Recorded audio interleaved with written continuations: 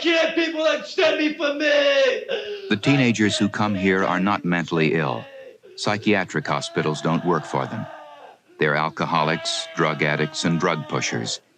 They're teenagers who have victimized others and themselves. Hasta hace poco, más de una década, existió una escuela en Estados Unidos que prometía curar a los niños problemáticos y transformarlos en personas listas para afrontar el mundo, algo que, puertas adentro, era completamente diferente. Elan School se caracterizó por su abuso mental, físico e íntimo a adolescentes con diferentes problemas, llevándolos hasta el punto más debilitante de sus existencias. En el video de hoy hablaremos de una institución que arruinó, marcó y hasta acabó con vidas jóvenes, en su mayoría aprobado por padres e incluso sin hacer nada fuera de la ley.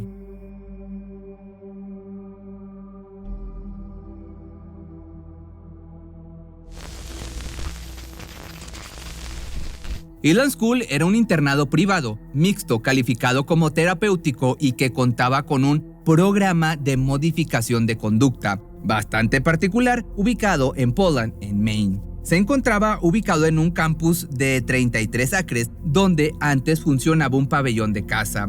La institución fue fundada en 1970 por el psiquiatra Gerald Davidson, el inversionista David Goldberg y Joseph Ritchie, quien era conocido por haberse rehabilitado del uso de heroína y llegar a trabajar con jóvenes en instituciones de rehabilitación. Ritchie fue el director de Elan hasta su muerte en 2001 y fue sucedido por su viuda Sharon Terry. A few years ago, these teenagers might have been put away in juvenile prisons or traditional psychiatric wards. Today, they are the raw material of a growing industry, an industry that treats troubled kids. That word troubled is a relatively new label for kids like these. It used to be that we had bad kids who were locked away in reform schools and sick kids who were locked away in mental hospitals. But in the past decade, we've been seeking an alternative. Instead of simply punishing unacceptable behavior, we've been looking for ways to change that behavior. This facility, called Elan, claims to be able to do that. Elan is a leader in an expanding coast-to-coast industry, parts of which we'll look at tonight. Si hablamos de esta institución, tenemos que hablar de Joe Ritchie, un hombre que, por lo que nos vamos a ir enterando a lo largo de este video, es la personificación de la maldad pura. Ritchie era un empresario político y millonario de Nueva York, nacido de una familia italoamericana en 1946. Su padre abandonó a su madre mientras ella estaba embarazada y cuando Ritchie nació, renunció a su tutela, dejando al bebé con sus abuelos maternos. Desde joven, Ritchie demostró ser una persona inteligente y a la vez amigable. Tenía la habilidad de mostrarse como líder en diferentes situaciones y muchos de sus compañeros lo veían como un modelo a seguir. Pero debajo de esta personalidad tan amable, entre comillas, se encontraba una mucho más oscura, manipulativa, sádica y narcisista. También demostró conductas psicosexuales particulares desde la preadolescencia. A los 12 años comenzó a salir con su profesora de ciencia de la escuela. Ya a los 15 años tuvo un grave accidente de auto y pasó muchos meses recuperándose en el hospital. Para su recuperación le dieron grandes cantidades de calmantes para el dolor, de lo que más tarde se volvió dependiente. En pocos años cayó en una espiral de adicciones y actividades criminales que lo llevarían a tener su primera estadía en una prisión juvenil por robo agravado. En 1966 dejó los estudios y comenzó a hacer diferentes trabajos, aunque su prontuario no le ayudaba. Un año después fue arrestado nuevamente por robar un camión de correos, pero logró salirse con su cometido, ya que en vez de ir a prisión fue enviado a un centro de rehabilitación. Nuevamente, esto fue gracias a su forma de manipular a la gente con sus discursos. De esta forma tuvo su primer encuentro con la industria de los programas de rehabilitación y los centros de tratamientos residenciales, una industria que definiría el resto de su vida y, por supuesto, la vida de otros miles de personas. Pasó por la comunidad terapéutica Synanon, que estaba dedicada a rehabilitar de alguna forma adictos de sustancias. El estilo de terapia que manejaban en este lugar era bastante peculiar. En muchos casos hacía que los hombres en tratamiento lo dejasen de inmediato y cortasen todo lazo con el exterior. Además, usaban una práctica que ellos llamaban the game o el juego, en la que se incitaba a los pacientes a insultarse entre ellos de las formas más viles posibles.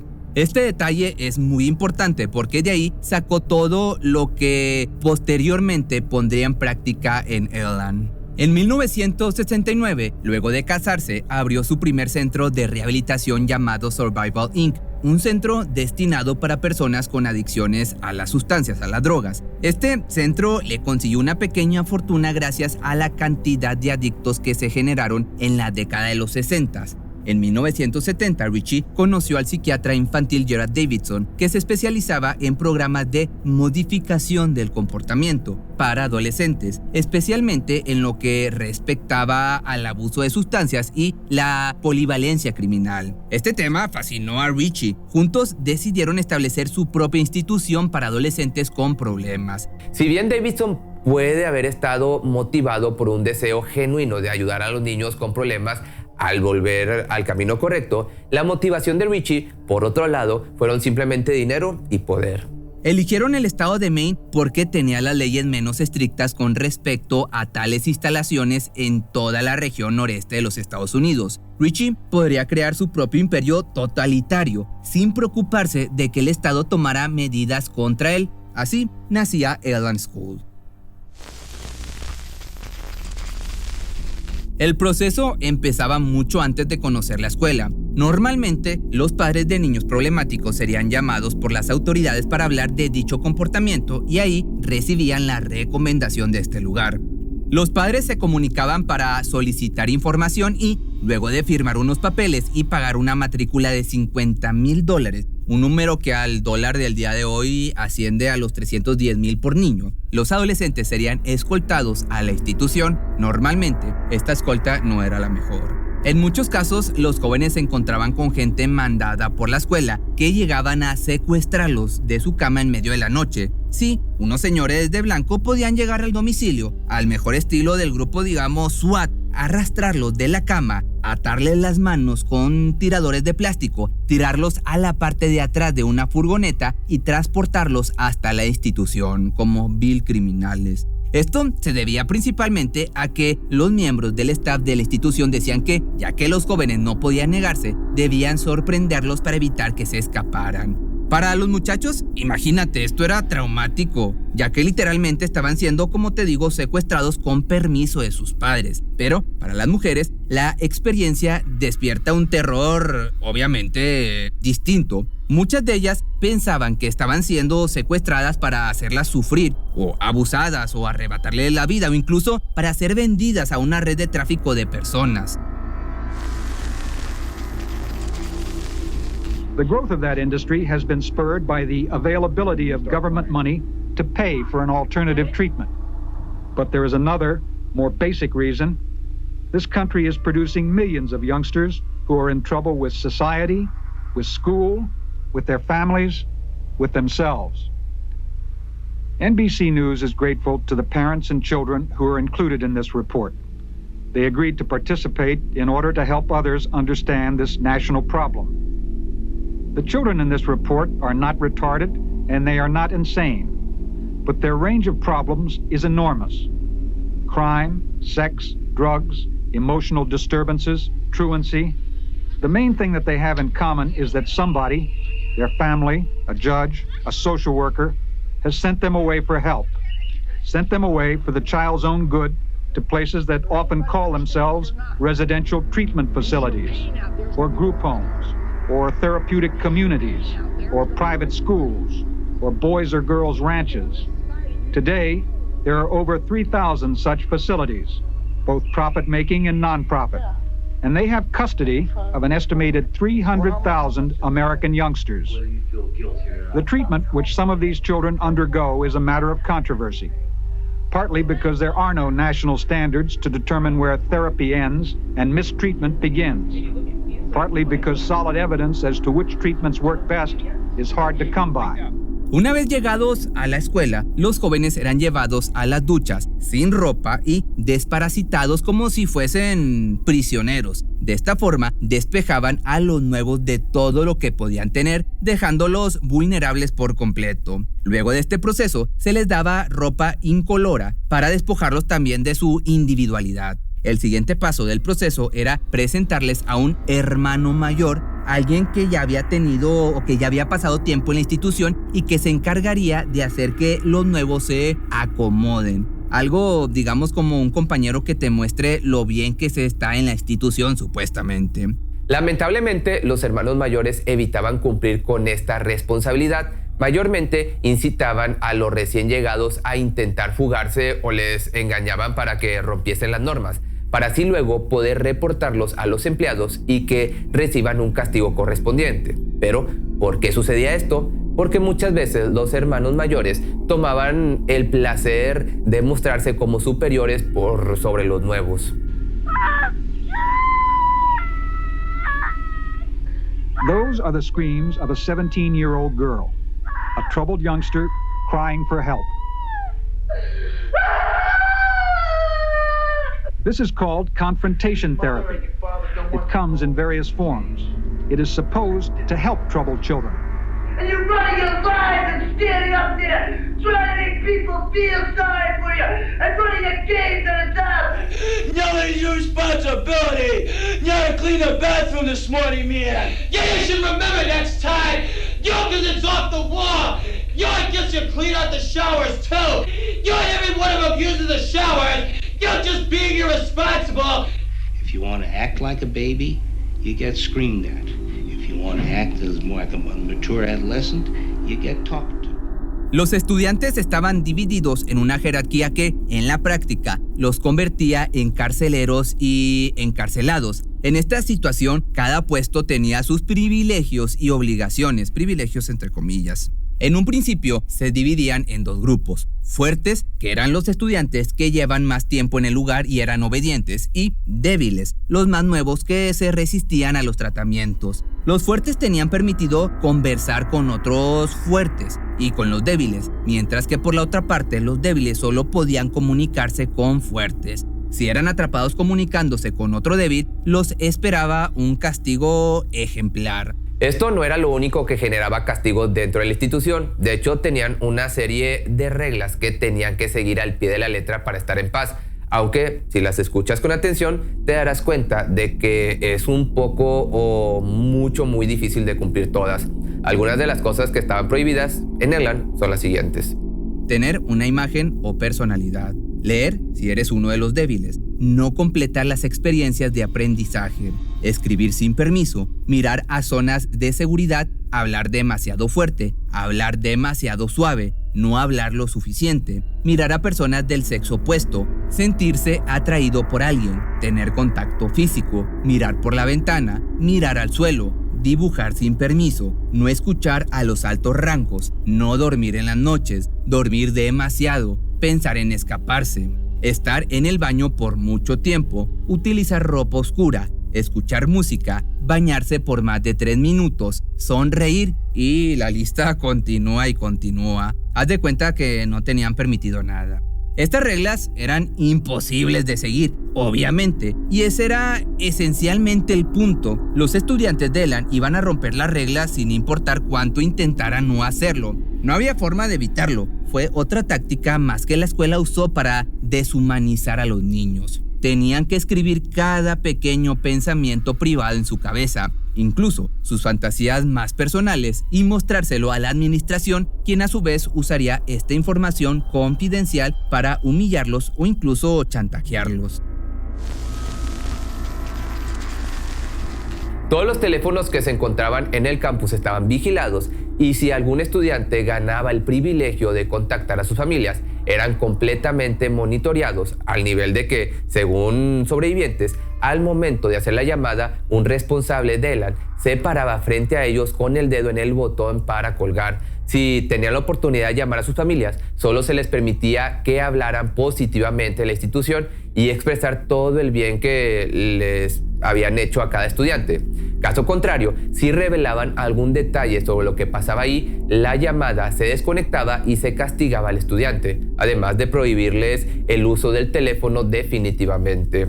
A esto se le sumaba el requerimiento de que todos los residentes tenían que escribir una carta de culpa en la que debían expresar a sus familias lo bueno que es la institución o lo bien que les hace, la cantidad de actividades que hacen y cómo están progresando en el programa. Estas cartas eran vigiladas detalladamente antes de ser enviadas a los respectivos padres. Por supuesto, esto era por dos motivos: para hacer que la institución continuara siendo vista de manera positiva y para asegurarse de que los padres siguieran gastando para que sus hijos se quedaran cada vez más tiempo en el lugar.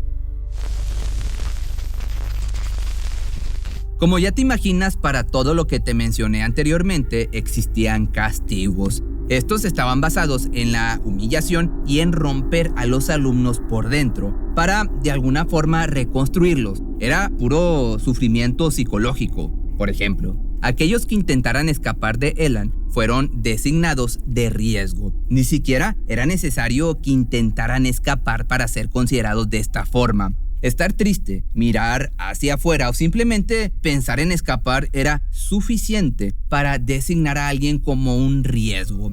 A los adolescentes que fueron designados como tales se les dieron zapatos sin cordones y se les obligó a usar camisas de color amarillo brillante y pequeños pantalones cortos de color rosa. Si se escapaban más de una vez, se verían obligados a usar un traje de conejo rosa, caminar sin zapatos y usar grilletes en las piernas. Si un estudiante sonreía sin permiso, su castigo sería limpiar los pisos, fregar los cestos de basura, limpiar los baños con un cepillo de dientes o lavar los platos. Estas actividades se hacían durante 10 a 12 horas por día. You are watching Primal Scream Therapy, which is intended to release a youngster's deepest fears and emotions. But Elan also uses older techniques, like physical punishment for misbehavior and dunce caps for scholastic failure. The kids here are not called patients or inmates, but residents. They come from all over the country. Many have been in other psychiatric institutions before Elan. Their behavior problems range from serious crime to truancy, from sexual promiscuity to drinking and drug taking, from chronic disobedience to running away from home. Some are ordered here by juvenile courts or state agencies, but many are sent by their own parents. Few youngsters volunteer for Elan. Some told us they were whisked out of their homes in what they call the Elan Snatch. Uno de los castigos más comunes eran las reuniones generales. Estas podían ser convocadas en cualquier momento del día, por cualquiera de los puestos más altos de la jerarquía. Uno de los estudiantes era el objetivo y el resto era animado por el administrador a insultarle con todo lo que tuvieran dentro. Liberen sus sentimientos, era lo que decían los administradores para animar a los estudiantes a gritar. Esta era la forma de tenerlos controlados y hacer que mentalmente se hallaran en un constante clima de terror que los hacía ponerse a los unos en contra de los otros. Pero pues tampoco hacía falta mucha incitación, porque parte de los requerimientos para ascender y completar el programa eran prácticamente imposibles de realizar si no delatabas a otros. Además, si no participaban con suficiente energía en estas reuniones, era probable que pasaran a ser el siguiente protagonista de estas. Pero bien, si los castigos generales no alcanzaban, si las reuniones no terminaban de romper a algún estudiante y resultaban demasiado problemáticos, existía un último round en Elan, el ring. Sí, así como suena, se trataba de un ring de boxeo donde se juntaban todos los alumnos como una suerte de público y en medio se situaba el alumno problemático versus alguno de los estudiantes más grandes del lugar. Si el problemático aguantaba los golpes, entonces cada cierta cantidad de minutos cambiaban de golpeador por uno más fresco y que pudiera seguir con el trabajo. Con esta situación querían dejar en claro que los bullies no podían ganar en Elan, aunque tuvieran a personas literalmente ejerciendo bullying en nombre de la institución. De esta actividad se disparó un caso que se dio a conocer hace relativamente poco tiempo, el caso de Phil Newell. Phil tuvo una infancia turbulenta. Cuando tenía 9 años y su hermana Pam 6, su padre fue a prisión por intentar arrebatarle la vida a su madre, a quien golpeó en la cabeza en reiteradas ocasiones hasta dejarla con un daño cerebral irreversible. Ambos pasaron a vivir en una residencia con una familia sustituta. Para 1982, Phil ya era un joven atractivo que llamaba la atención de sus compañeros, pero también tenía ataques de ira inexplicables, en los que se golpeaba la cabeza contra la pared, entre otras cosas. Por eso, a sus 15 años fue enviado a un centro juvenil y de ahí lo enviaron a Elland para tranquilizarse. Obviamente esto último entre comillas. Su hermana nunca más volvió a verlo con vida. Pam comentó que la familia sabía que Elland era un avance para Phil porque lo habían transferido, que todo iba bien y que pronto volvería a casa. Y lo hizo, volvió a su casa, pero pues en una caja. Durante años, Pam creyó la historia que le habían contado sobre la muerte de su hermano, que Phil había sufrido un aneurisma y que literalmente explotó en su cabeza. Pero en 2016, un hombre que había sido compañero de Phil en Elland se comunicó con ella para decirle que no le habían dicho la verdad. Su hermano no había muerto de esa forma y la verdad era un poco más oscura, más turbia. Phil había sido forzado a entrar en el ring y había sido golpeado por otros adolescentes porque se había quejado de un dolor de cabeza. Los testigos vieron cómo Phil colapsó, tuvo un espasmo y se puso azul. Al día siguiente, el staff de Elland les dijo a los estudiantes que Phil había muerto de una embolia. Eventualmente, el staff se lo llevó y al día siguiente, Phil ya estaba muerto. Tanto Pam como el compañero de Phil se pusieron en campaña para reabrir el caso en la justicia, un caso que, en su momento, fue cerrado siquiera una investigación al lugar. Pero volvamos a la institución, porque nadie hacía nada para cerrar este lugar. Durante décadas, la vida cotidiana en Elland incluyó abusos, deshumanización y torturas o sufrimiento. En promedio, un estudiante tendría que soportar 17 meses de esta vida infernal, pero algunos estudiantes permanecieron en la institución hasta por 3 o 4 años, soportando palizas, humillaciones y abusos diarios a manos de sus compañeros y el personal de la escuela. Esto jamás fue culpa de la falta de supervisión, lamentablemente. Y acá es cuando reitero lo mencionado al principio. Todo lo que hizo Joe Ritchie en Elland fue completamente legal. Poco ético, sin duda, pero perfectamente, completamente legal. El estado de Maine estaba al tanto de lo que estaba ocurriendo en la escuela y no hicieron nada para detenerlo, aunque las autoridades de Maine abrieron un total de 11 investigaciones sobre abuso en Elland. Ninguna de ellas resultó en cargos penales y nunca se tomaron medidas contra la administración de la escuela. Esto no fue por ausencia de pruebas de cualquier abuso que se haya llevado a cabo. De hecho, las historias absolutamente traumáticas de lo que estaba pasando en la escuela fueron difundidas y corroboradas por docenas de testigos presenciales. El problema principal de todo esto es que en Elland no pasaba nada que violara alguna ley estatal. Por eso es que te digo que todo estaba dentro de la ley, entre comillas. Las golpizas, el abuso verbal y mental, el castigo corporal, la humillación, todo fue y es 100% legal, te vuelvo a decir entre comillas.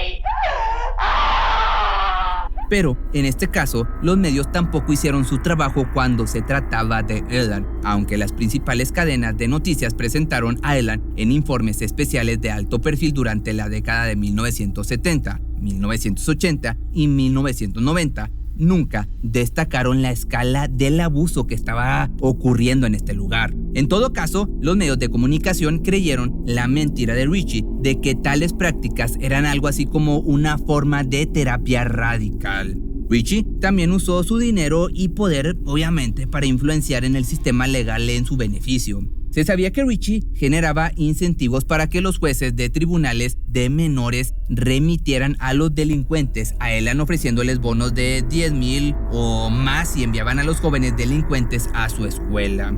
Pero, por otra parte, en 1986 y 1998, Joe Ritchie se puso a sí mismo en el centro de atención política y se postuló, aunque sin éxito, para gobernador de Maine como demócrata. Ritchie se pintó a sí mismo como un forastero que hablaba en nombre de la gente trabajadora contra la influencia de las grandes empresas. Aunque no ganó la nominación, por suerte, las campañas de Richie le ganaron la aprobación pública y lo ayudaron a crear una imagen pública distorsionada de sí mismo. La afirmación de Richie de que luchaba contra las grandes empresas era bastante irónica, teniendo en cuenta que era multimillonario y que tenía una escuela con fines de lucro, entre otras empresas que facturaban millones por día.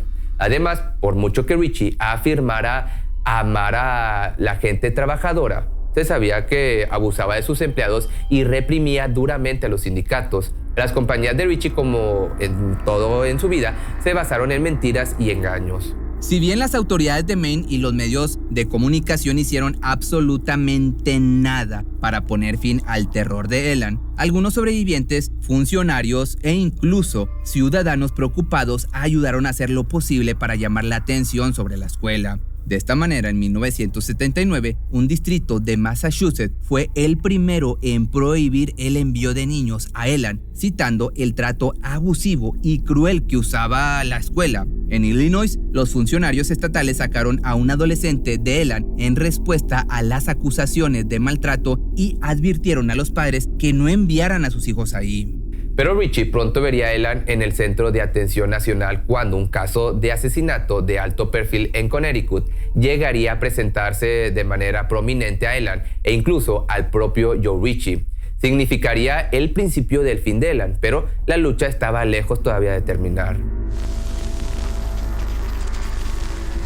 El 30 de octubre de 1975, en el suburbio de Belhaven, de la rica ciudad de Greenwich, en Connecticut, una niña de 15 años llamada Martha Moxley estaba pasando el rato con un grupo de adolescentes. Era el día antes de Halloween y Moxley quería divertirse. En algún momento de esa noche, la chica dejó el grupo y se alejó por el vecindario con un chico llamado Thomas Cackle y nunca regresó a casa. A la mañana siguiente, la familia Moxley encontró el cuerpo de Martha debajo de un árbol en su patio trasero. La habían golpeado con un palo de golf de 6 hierros hasta que se rompió y su agresor usó los pedazos rotos para arrebatarle la vida a puñaladas. Aunque Martha no había sido abusada, le habían bajado los pantalones y la ropa interior hasta los tobillos y había evidencia de agresión íntima. Las sospechas se dirigieron obviamente a Thomas, ya que fue la última persona que vio con vida a Moxley, pero nunca fue acusado y el caso se debilitó y finalmente se enfrió. Ya para 1978, el hermano de Thomas, Michael Cackle, de 18 años, fue enviado a la escuela Elan después de ser arrestado por conducir ebrio. Mientras estaba ahí, Michael supuestamente se jactó de haberle arrebatado la vida a Moxley. Estos hechos no fueron informados a la policía por otros 20 años y en enero de 2000 el estado de Connecticut acusó a Michael del asesinato de Martha Moxley, ya que Michael era sobrino del difunto Robert F. Kennedy. El caso fue noticia nacional. Debido a que el caso contra este chico se basó casi por completo en el testimonio de sus compañeros de clase en Elan, Michael y sus abogados pusieron a Elan School en el centro de atención. Ahora con esto, pues ya sabes cómo se conecta una cosa con la otra. Y en ese momento Richie vio que su escuela ganaba atención nacional y a diferencia de los elogios que había recibido de la prensa en las décadas de 1970 y 1980, esta atención fue muy negativa. Por primera vez, la historia abusiva de la institución fue publicitada y reportada por los medios de comunicación. El público se enteró del infierno en vida que había vivido Michael en la escuela. Había pasado 2 años ahí y había sido golpeado, abusado y obligado a pelear en numerosas ocasiones en cosa que se le llamaban el ring. Se había escapado 2 veces y había sido recapturado en ambas ocasiones, después de lo cual fue humillado y severamente castigado. Si bien la defensa utilizó estas historias en un intento de ganarse la simpatía de Michael, tuvo el efecto secundario de aumentar la conciencia pública sobre los terribles males que estaban ocurriendo en Elan. Además, estas acusaciones ahora se estaban publicitando en la era de Internet. Los antiguos alumnos encontraron en Internet una plataforma desde la que contar sus historias al mundo entero. Por primera vez, Joe Ritchie descubrió que su velo de engaño comenzaba a desmoronarse. Los sobrevivientes individuales habían podido difundir sus mensajes a lo largo y ancho, finalmente, y cada historia se publicó en un escenario mundial para que todos la vieran. Richie hizo todo lo posible por sofocar el caos que ahora rodeaba a Elan. Habló de la alta tasa de éxito y destacó el hecho de que ninguna investigación contra su escuela había resultado en algún cargo. Pero el dinero y el poder de Richie no pudieron silenciar las crecientes voces de los sobrevivientes de Elan. Expusieron a Richie por lo que realmente era, un psicópata sádico y mentiroso que abusaba y no curaba a los niños. Joe pronto se encontraría con un problema que no pudo parar. En junio del año 2000 le diagnosticaron cáncer de pulmón en etapa 4. Con esto, el multimillonario sádico, que una vez pareció invencible, ahora estaba postrado en cama con una enfermedad terminal. Richie recibió quimioterapia pero no sirvió de nada. El cáncer ya se había extendido por todo su cuerpo y no había nada que los médicos pudieran hacer, digamos que era pues el karma. Y de esta forma, el 29 de enero del año 2001, apenas 7 meses después de su diagnóstico, Joseph Richie falleció en un hospital de Portland, Maine, por complicaciones derivadas de su cáncer de pulmón. Tenía la corta edad de 54 años. Después de la muerte de Richie, su esposa Sharon Terry asumió el cargo de directora de la escuela, pero Terry había heredado un gran lío y ahora tenía que enfrentarse a la ira de muchísimas personas o muchísimos antiguos alumnos de Elan, empeñados en dar a conocer sus historias y poner fin a su inhumanidad para siempre. Pronto los funcionarios estatales de todo el país comenzaron a darse cuenta de la controversia en torno a la escuela y en 2007 el Departamento de Educación del Estado de Nueva York produjo un informe que criticaba el uso del castigo físico y la privación del sueño por parte de Elan. Pero la caída final no se debe a los funcionarios estatales, sino al Internet, porque en el 2005, con el nacimiento de Reddit, los sobrevivientes de Elan encontraron, una forma de difundir sus mensajes. Usando esta aplicación como base de operaciones, los sobrevivientes iniciaron discusiones en foros sobre la escuela, difundiendo información sobre las prácticas abusivas y compartiendo sus historias. Elan luchó contra esto con todas sus fuerzas, pero al final no pudieron hacer frente a los activistas que se habían reunido en Internet. A pesar de la publicidad ahora abrumadoramente negativa que rodeaba el establecimiento, la escuela nunca enfrentó ninguna acción por parte de las agencias estatales o federales con respecto a sus prácticas abusivas. De esta forma, el 1 de abril del año 2011, después de despedir a los pocos alumnos que le quedaban, Elan cerró sus puertas definitivamente. Durante más de 41 años, Joe Richie y la administración de la escuela había podido mantener a Elan a salvo de las fuerzas del orden público, las agencias estatales y las acciones legales. Pero Richie nunca anticipó que su ruina y la ruina de su escuela vendrían no de la aplicación de la ley, sino, irónicamente, de los mismos adolescentes que decía curar, entre comillas.